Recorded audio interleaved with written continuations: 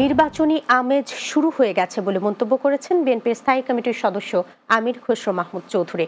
মঙ্গলবার চট্টগ্রাম মেহেদীবাগ নিজ বাসভবনে দলীয় নেতাকর্মীদের সাথে কুশল বিনিময়ের সময় এসব কথা বলেন তিনি। সকাল থেকে মেহেদীবাগ বাসায় আয়োজন করা হয় মেজবানের, সেখানে অংশ নেন হাজারো নেতাকর্মী। চট্টগ্রামের রাউজানে প্রকৌশলী নুরুল আলম বকুল নামে এক যুবককে খুন করার অভিযোগ উঠেছে ভাই বোন ও মায়ের বিরুদ্ধে। ভাইকে বাঁচাতে গিয়ে আহত হয়েছেন রাজু আহমদ নামে আরও এক ভাই। রাউজান উপজেলার হলদিয়া ইউনিয়নের ৭ নম্বর ওয়ার্ডের তিতাগাজী বাড়িতে এই ঘটনা ঘটে। নিহত নুরুল আলম বকুল ওই এলাকার নুরুল ইসলাম মুসার ছেলে। রাউজান থানার ভারপ্রাপ্ত কর্মকর্তা মনিরুল ইসলাম ভুইয়া জানান, ভাই, মা ও বোনের ধারালো দায়ের কোপ ও লাঠির আঘাতে একজনের মৃত্যুর খবর পেয়ে ঘটনাস্থলে এসেছে। হত্যায় ব্যবহৃত দেশীয় দা, কোড়াল, লাঠিসোঁটা ও কিছু আলামত উদ্ধার করা হয়েছে। ঘটনায় জড়িতদের গ্রেপ্তারের অভিযান চলছে।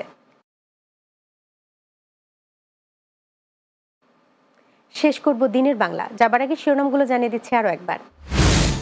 বাংলাদেশের ভাবমূর্তি নষ্ট করতে নিউ ইয়র্ক টাইমসে মিথ্যা তথ্য দিয়ে রিপোর্ট করা হয়েছে, অভিযোগ রিজভির। পরাজিত শক্তি বিশ্বব্যাপী অপতথ্য ছড়াচ্ছে। সরকার দায়িত্ব গ্রহণের পর দেশে জঙ্গিবাদের উত্থান হয়নি, জানালেন স্বরাষ্ট্র উপদেষ্টা। আইন শৃঙ্খলা বাহিনী কাজ করছে বলেই সাধারণ মানুষ স্বস্তিতে আছে। চট্টগ্রামের লোহাগাড়ার চুনতিতে আবারও ভয়াবহ সড়ক দুর্ঘটনায় 10 জনের প্রাণহানি। রাস্তা আঁকাবাঁকা হওয়ায় দুর্ঘটনা ঘটছে অভিমত স্থানীয়দের।